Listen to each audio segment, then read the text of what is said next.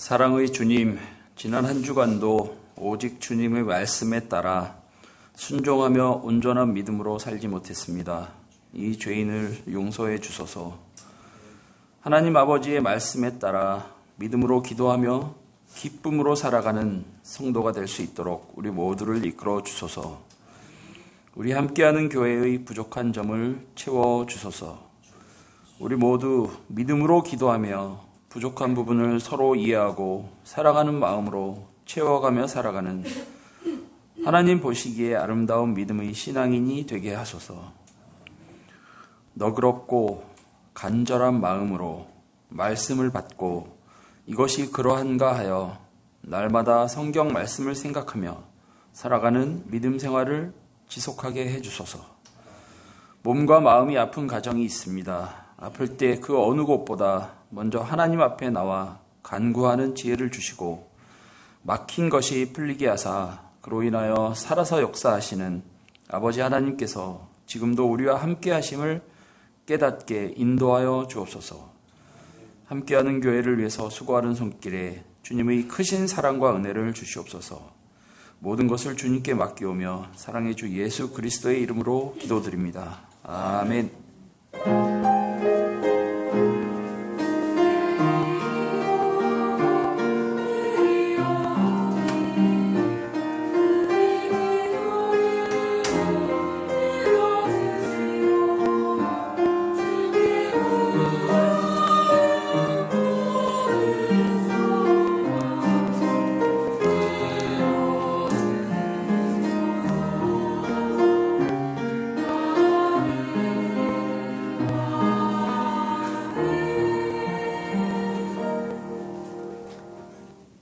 우리 찬송가 197장 함께 찬송하시겠습니다.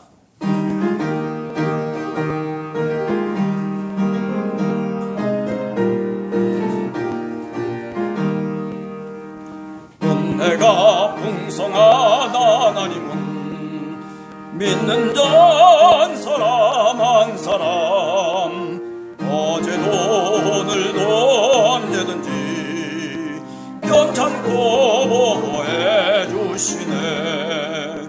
주여 성령의 은사도를 오늘도 내려 주소서. 성령의 뜨거운 불길로서 오늘도 충만케 하소서. 정욕과 죄악에 물든 만물 성령의 물길로 태우사 정결케 하소서. 태우소서. 깨끗게 하여 주옵소서. 주여 성령의 원사도를 오늘도 내려 주소서. 성령의 뜨거운 불길로서 오늘도 충만케 하소서.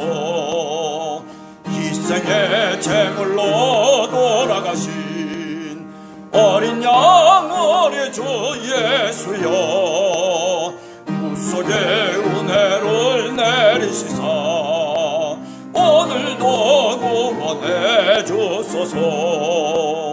주여 성령의 원사도를 오늘도 내려 주소서.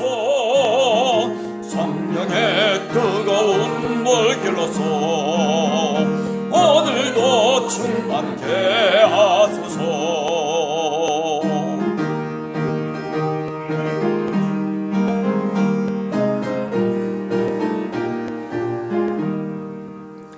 주님의 기쁘신 은혜만을 세상에 널리 전하리라.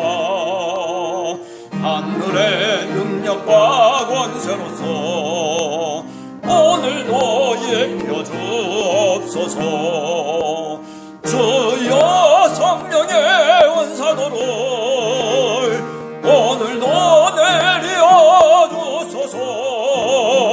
성령의 뜨거운 불길로서 오늘도 충만케 하소서. 아멘.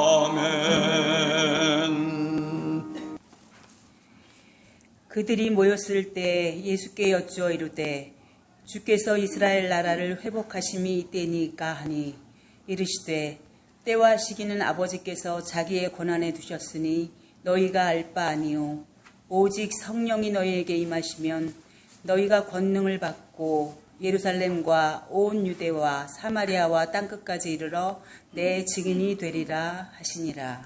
아멘.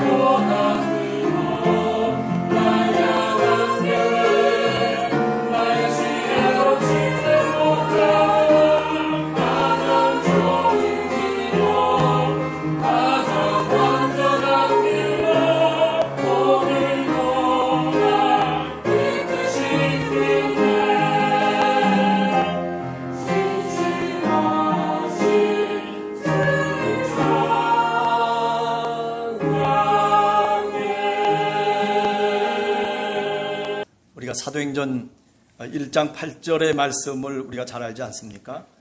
성령이 너에게 임하시면 너희가 권능을 받고 예루살렘과 온 유대와 사마리아와 땅끝까지 이르러 내 증인이 될 것이다. 자, 오늘 본문을 통해서 우리가 몇 가지를 한번 생각해 보려고 합니다. 첫째는 제자들의 관심사입니다. 제자들은 어디에 관심을 두고 있었느냐? 지금 부활하신 그리스도를 만난 제자들입니다. 다시 새롭게 부활의 증인으로서의 삶을 살아야 될 그런 중차대한 기로 속에 있었던 제자들입니다. 그런데 놀라운 것은 아직도 제자들의 관심사가 예수님이 원하는 그 답이 결코 아니다라고 하는 것입니다. 이스라엘 나라를 회복하실 때가 이때니까.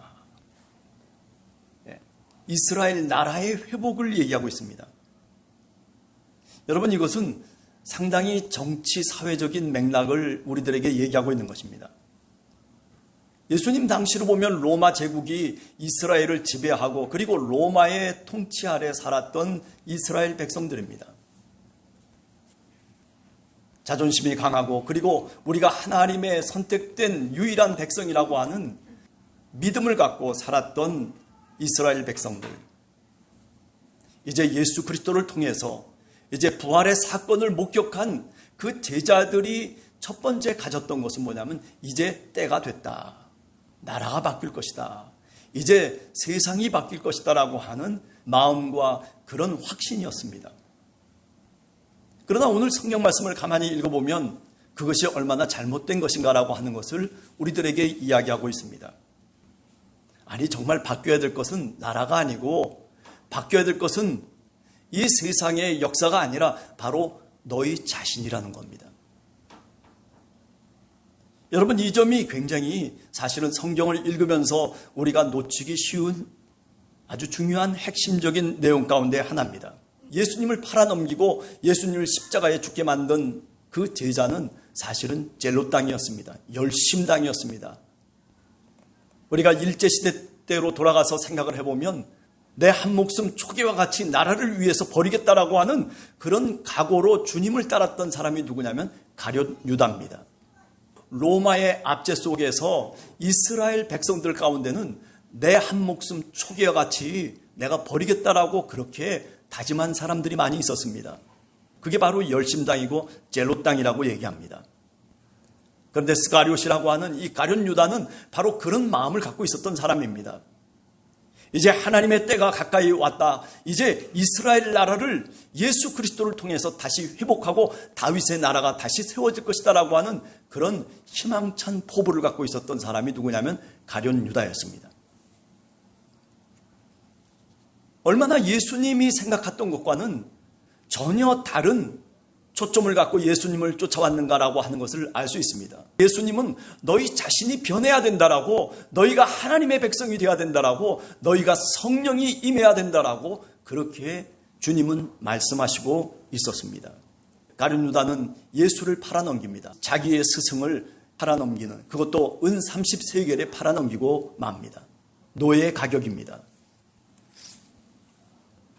이렇게 제자들의 관심사라고 하는 것이 너무나 세상적인 데에 물들어 있었다라고 하는 것을 우리가 깊이 생각해야 됩니다. 여러분, 오늘 우리들도 잘못하면 이런 제자들의 모습 속에서 우리가 신앙생활을 할 수가 있습니다.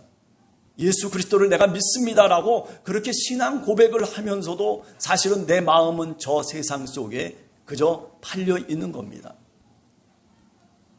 세상의 가치관을 통해서 내가 살아가고 그런 신앙이 되기 쉽다는 것입니다. 그런 것들이 정말 무서운 것입니다. 내가 나라를 구하겠다, 예수 그리스도의 이름으로 세상을 바꾸겠다라고 하는 광대한 포부를 다른 사람들이 바라볼 때는 대단한 것처럼 여기지만은, 그러나 사실은 오늘 이 가룟 유다와 다를 바가 없다라고 하는 사실입니다. 예수님의 관심사는 그것이 아니었습니다. 오늘 주님께서 뭐라고 얘기하고 있습니까? 때와 시기는 아버지께서 자기 권한에 두셨다. 그렇기 때문에 너희가 알 바가 아니다라고 얘기합니다. 이것은 무슨 무관심해라, 그냥 버려라라고 하는 그런 뜻이 아니라 너희의 관심사를 바꾸라는 것입니다. 간곡하게 부탁하고 있는 이 관심사는 뭡니까? 그것은 성령이 너희에게 임하시면 너희가 권능을 받는다 라고 하는 이 말 속에 들어 있습니다. 성령이 너에게 임하셔야 된다라고 하는 것입니다. 아버지의 때가 되면 아버지께서 그 일을 이루실 것이다라고 하는 그런 믿음을 가지라는 것입니다. 우리들도 마찬가지입니다. 우리가 신앙생활을 하면서 우리가 기도도 하고 그리고 하나님의 말씀을 배우고 익히면서 우리가 신앙의 삶을 살아갈 때에 너무 기도했으니까 내일 응답받아야 되고 내가 오늘 이렇게 하나님의 말씀을 묵상했으니까 하나님이 나에게 이런 복을 주셔야 된다라고 그 때를 정하고 그 시기를 정해서 우리가 신앙의 삶을 산다는 것은 굉장히 어리석은 것입니다. 그 카이로스의 은혜의 시기라고 하는 것은 그것은 아버지 하나님이 정하시는 것입니다. 아버지 하나님이 우리를 향해서 가장 적절한 그때에 아버지 하나님께서 응답해 주시고 아버지 하나님께서 우리를 인도해 가시는 것입니다. 아니 왜 성령이 임하셔야만 된다라고 그렇게 얘기하느냐. 제자들이 사실은 이 성령이라고 하는 것에 낯설은 사람들입니다. 물론 에스겔서라든지 또는 이사야서라든지 하나님의 성령이 오면은 우리들의 그 굳은 마음을 부드럽게 하고 그리고 그 성령이 오셔서 하나님의 율법을 우리 마음속에 새길 것이라고 그렇게 약속을 하고 있지만은 그러나 그 성령이 도대체 무엇인지에 대해서 제자들은 관심도 없었습니다. 그런데 예수 그리스도께서 제자들에게 다시 간곡하게 부탁하고 있는 겁니다. 성령이 너에게 임하셔야 된다라고 하는 말씀입니다. 여러분 오늘 우리가 신앙생활을 하면서도 왜 힘들어하고 왜 신앙생활을 하면서 짜증나는 일들이 많은가 하면 우리가 성령에 충만하지 않기 때문에 그렇습니다. 하나님의 영이 우리 가운데 충만하면 신앙의 삶을 산다는 것이 얼마나 힘이 있고 얼마나 보람된 일인가라고 하는 것을 우리는 분명히 느끼고 그리고 깨달을 수가 있습니다. 문제는 뭐냐면 하나님의 성령의 충만함으로 우리가 살아가지 못하는 데에 문제가 있는 것입니다. 여러분 성령의 충만을 위해서 여러분과 제가 우리 교회가 기도해야 될 줄로 믿습니다. 코로나 이후 시대 속에서 우리가 우리 자신을 다시 뒤돌아보면서 성령의 충만함을 주시옵소서라고 그렇게 우리의 관심사를 바꿔야 됩니다. 하나님 내가 건강하기를 원합니다. 하나님 내가 지혜가 있기를 원합니다. 하나님 내가 어떤 사람보다도 더 능력 있기를 원합니다. 그렇게 우리가 기도할 수 있겠지만은 그러나 그 기도 이전에 먼저 기도해야 될 것은 뭐냐면 주여 우리들에게 성령의 충만함을 주시옵소서. 우리 교회 속에 성령의 충만함을 주시고 우리 가정 속에 성령의 충만함을 주시고 이 나라 위에 성령의 충만함을 주시옵소서. 우리의 관심사가 달라져야 된다라고 하는 것입니다. 하나님의 성령이 우리 삶 가운데 역사하기를 간절하게 하나님 앞에 기도할 수 있는 그런 우리 함께하는 교회 성도들이 다 되시기를 간절히 축원합니다. 그럼 왜 이렇게 성령이 우리에게 임하셔야 되느냐? 성령이 임하시면은 첫 번째 달라지는 것이 있습니다. 그것은 뭐냐면 우리가 하나님께 맡겨야 될 것과 그리고 내가 해야 될 것을 구분할 수 있습니다. 하나님이 주시는 지혜를 통해서 우리가 세상의 것과 그리고 하나님의 것을 구분할 줄 알아야 됩니다. 예수 그리스도께서 그런 말씀을 하셨습니다. 가이사의 것은 가이사에게 그리고 하나님의 것은 하나님에게. 하나님께 맡겨야 될 것을 맡겨야 되는 거예요. 하나님께 맡겨야 될 것인데도 불구하고 그런데 그 문제를 하나님께 맡겨드리지 못하고 고민하고 근심하고 그리고 걱정하는 거예요. 내가 바꿀 수 있는 것이 결코 아닌데도 불구하고 그런데 그것을 움켜쥐고 그리고 노심초사하는 일들이 사실은 믿음의 사람들에게 얼마나 많은지 모릅니다. 아니 이것은 내가 해야 될 것인데도 불구하고 하나님이 꼭 하셔야 될 것처럼 그렇게 또 생각하며 그렇게 여기며 살아가는 사람들도 있습니다. 다시 말하면 구분할 줄 알아야 돼요. 신앙의 삶을 살다가 교회를 다니다가 왜 실족합니까? 그것은 뭐냐면 이것을 구분할 줄 모르기 때문에 그렇습니다. 하나님께 맡겨야 될 것은 내가 붙잡고 그냥 애를 쓰고 수고하고 그러다가 실패하고 마는 거죠. 내가 해야 될 것은 하지 않고 하나님께서 다 해주실 것처럼 그렇게 생각하고 그렇게 기도만 하고 그렇게 있다가 결국 또 실패하고 맙니다. 왜 그렇습니까? 분별하지 못해서 그런 거예요. 왜 신앙의 삶을 살다가 중도에서 포기를 합니까? 그것은 내 힘으로만 뭔가를 하려고 했기 때문에, 그 어리석음 때문에 사실은 저질러진 일이라고 말씀드릴 수가 있습니다. 수고하고 무거운 짐진 자들아 다 내게로 오라. 내가 너희를 쉬게 하리라. 마태복음 11장 28절의 말씀 아닙니까? 내가 맡아야 될 것을 내가 맡고 하나님께 맡겨드려야 될 것을 맡겨드릴 수 있는 그런 분별력이 있어야지, 그래야 무거운 짐을 주님 앞에 내려놓을 수가 있는 겁니다. 그런데 그렇지 못하고 분별을 못하기 때문에 내 힘만으로 하고 내 수고와 땀을 통해서만 하나님께 맡겨드리는 방법을 알지 못하기 때문에 결국 실패하고 마는 거죠. 실족하기 마련입니다. 탁구를 치다 보면 못하는 사람들은 그냥 힘만 뻘뻘 흐르고 수고하고 땀만 냅니다. 그래도 효과가 없어요. 그 오는 공을 어떻게 해요? 그 힘을 이용할 줄 알아야 된단 말이에요. 상대방의 힘을 역이용할 줄 아는 기술을 갖고 있는 사람이 어떤 사람입니까? 그런 사람이 탁구 선수가 되는 거죠. 그런 사람이 탁구 시합에 나가면 우승을 하기 마련입니다. 유도라고 하는 게 어떻습니까? 씨름이라고 하는 게 어떻습니까? 그죠? 남의 힘을 이용하는 거예요. 내가 힘이 없어도 다른 사람의 힘을 역이용해서 그래서 한 판으로 넘겨뜨리기도 하고, 그리고 어떻게 합니까? 뒤집어 엎기도 하는 것이죠. 우리가 잘 아는 이만기라고 하는 유명한 씨름 선수가 있었잖아요. 그저 키도 작고 뭐 힘도 그렇게 셀 것 같지 않아요. 그런데 천하장사를 얼마나 오랫동안 했습니까? 힘을 역이용하는 거죠.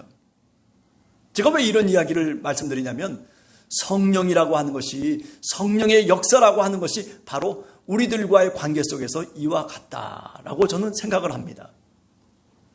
하나님의 성령이 우리에게 능력을 주시고 우리에게 힘을 주시기를 원하십니다. 그 어떻게 해야 되느냐? 그 성령의 능력을 우리가 사용할 줄 알아야 돼요. 성령의 능력이 우리 가운데 임하면 오른뺨을 치면은 왼뺨도 갖다 댈 수 있는 그런 하나님의 사랑이 우리 가운데 솟아나기 시작한다는 것입니다. 아니, 다시 말하면 신앙이라고 하는 것이 내 힘으로 하는 것이 아니라 성령의 힘을 통해서 내가 신앙의 삶을 살아가게 된다는 말씀입니다. 자, 이 모든 것은 처음에 시작했던 대로 하나님께 맡겨야 될 것과, 그리고 내가 솔선해서 해야 될 것을 구분하는 데서부터 출발하는 겁니다. 함께하는 교회 성도들 한 사람 한 사람, 저는 이런 구분하고 구별할 수 있는 지혜가, 성령의 지혜가 여러분들에게 있게 되기를 간절히 축원합니다.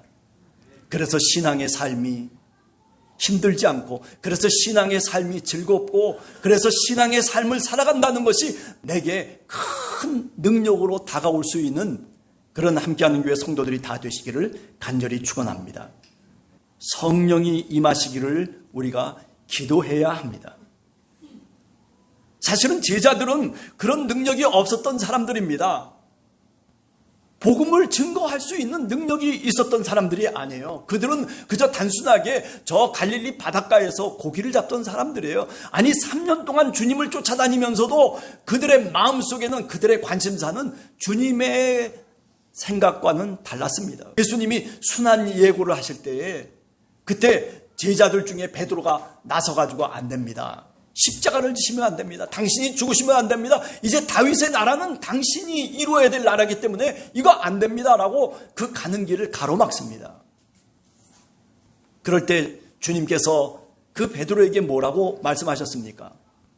네가 하나님의 일은 생각지 아니하고 사람의 일만 생각하는도다 라고 그렇게 주님께서 질책하시면서 뭐라고 말씀하십니까? 사탄아, 내 뒤로 물러나라. 당신의 제자를 사탄이라고까지 얘기를 합니다.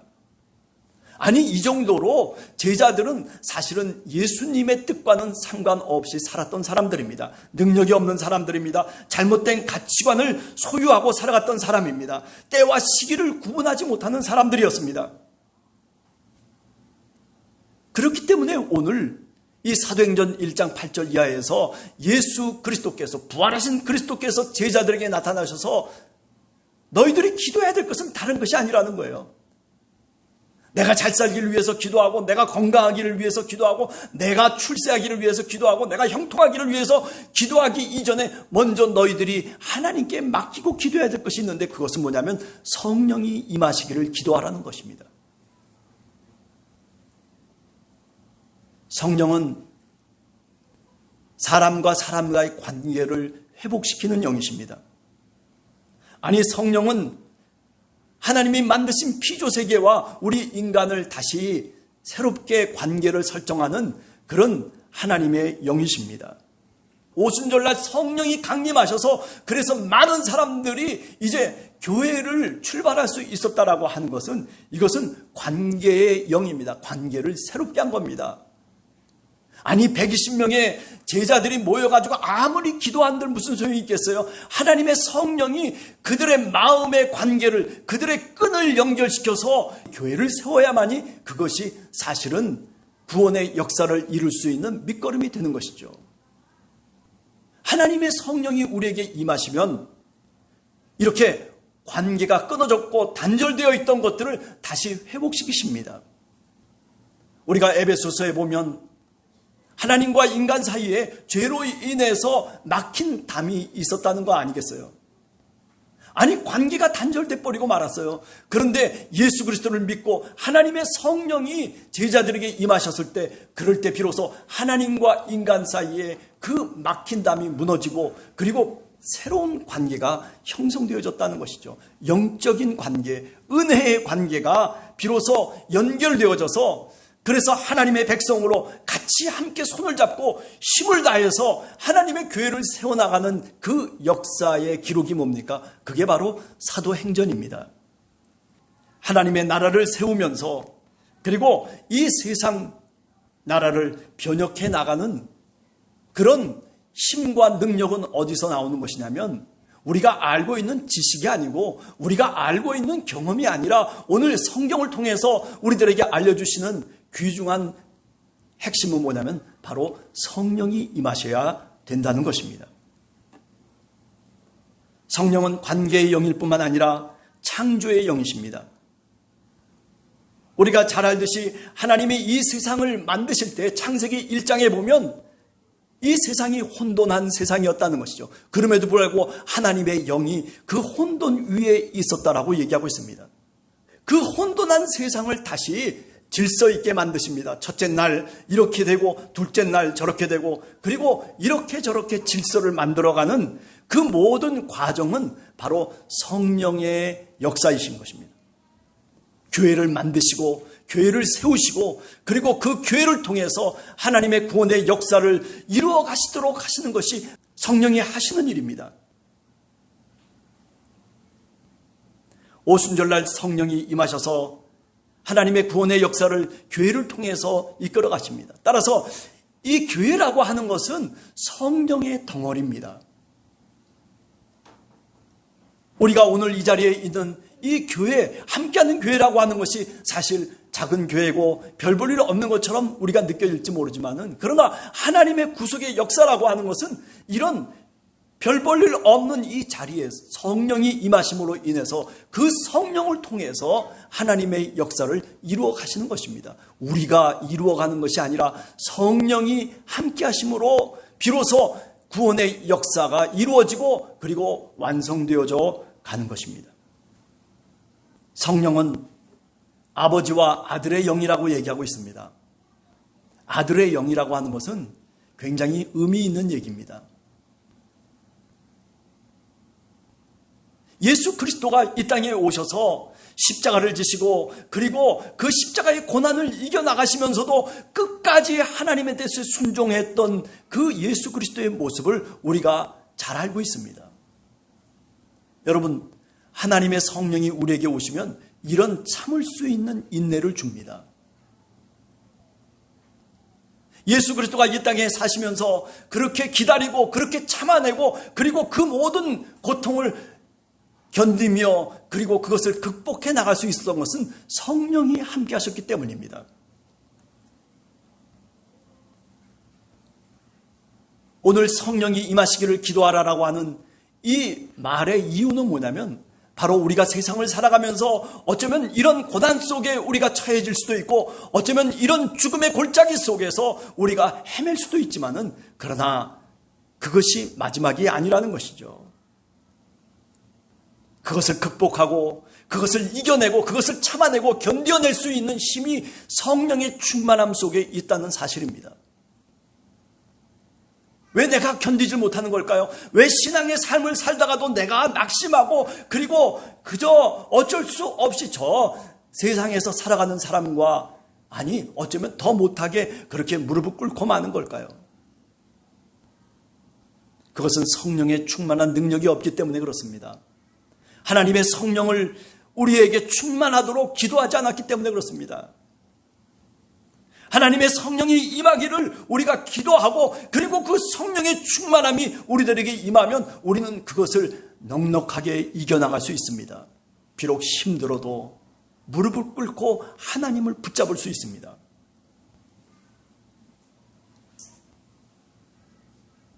성령은 바로 고난의 신비를 깨닫도록 하는 영입니다. 고난 속에 있었음에도 불구하고 그런데 하나님이 이끌어 주신 것을 고백하기 시작합니다. 내가 저 어두운 골짜기를 헤매는 것처럼 느껴졌는데 그런데 나중에 지나가 보니까 그것이 하나님의 은혜였다는 것을 깨닫게 됩니다.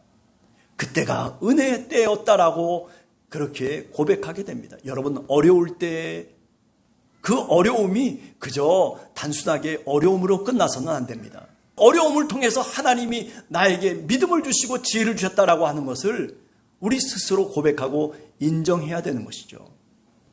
어떻게? 성령을 통해서입니다. 성령은 기도의 영이십니다. 로마서 8장 26절에 보면 오직 성령이 말할 수 없는 탄식으로 우리를 위하여 친히 간구하신다라고 그렇게 말합니다. 성령은 우리를 위해서 기도해 주시는 분이에요. 우리가 연약하고 우리가 실족하고 우리가 힘이 없이 나약함 속에 우리가 가던 길에서 멈춰 서 있을 때 우리에게 다가오시는 분은 누구냐면 바로 성령 하나님이십니다. 그 성령 하나님께서 다가오셔서 우리를 탄식하시면서 우리를 위해서 기도하신다라고 그렇게 사도 바울은 로마서 8장에 분명하게 이야기하고 있습니다. 여러분 힘들 때 성령이 오시기를 기도하셔야 돼요. 주님, 성령님, 나와 함께 동행해 주시옵소서. 내게 힘과 능력을 주시옵소서. 내가 기도할 수 있는 그런 능력을 주시옵소서. 그렇게 성령이 임하시기를 간절히 기도해야 됩니다.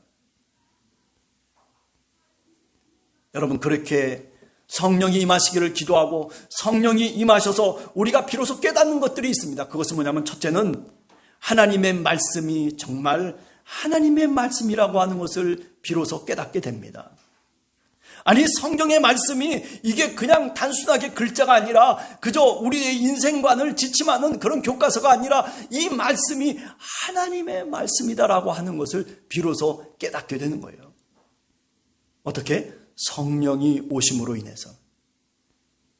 성령이 내 가슴 속에 가득하게 충만하게 임함으로 인해서 우리가 비로소 그것을 깨닫는 거예요. 그때부터는 하나님의 말씀을 내 생명으로 여기며 내 영혼의 양식으로 느끼면서 그러면서 그 하나님의 말씀이 운동력이 있고 그리고 능력이 있는 말씀으로 바뀌어지기 시작하는 거예요. 성령을 통해서 우리가 깨닫게 되는 것은 뭡니까? 또 한 가지가 있는데 그것은 뭐냐면 이 모든 세상의 주인은 하나님이시다라는 것을 깨닫게 됩니다. 우리의 마음속에 다시 새로운 가치관이 생기기 시작하는 것입니다. 세상이 다르게 보이기 시작합니다.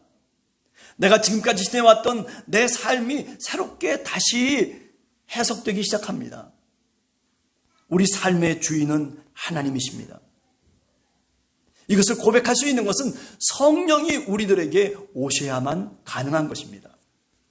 예수 그리스도가 그 속에 죽어있는 그 어둠 속의 문이 열려졌듯이 성령이 우리에게 임하시면 오늘 또 우리는 그 열려진 그 문을 볼 수가 있는 겁니다. 우리들에게는 하나님의 복음과 하나님의 역사하심이 닫혀진 채로 있는 것이 아니라 우리가 살아가는 삶의 역사는 미래를 향해서 열려져 있습니다. 무덤의 문이 열려져 있습니다. 아니, 예수 그리스도를 믿지 않는 사람들은 우리가 살아가는 세속의 역사라고 하는 것은 그 무덤의 문이 닫혀있는 속에서의 역사입니다.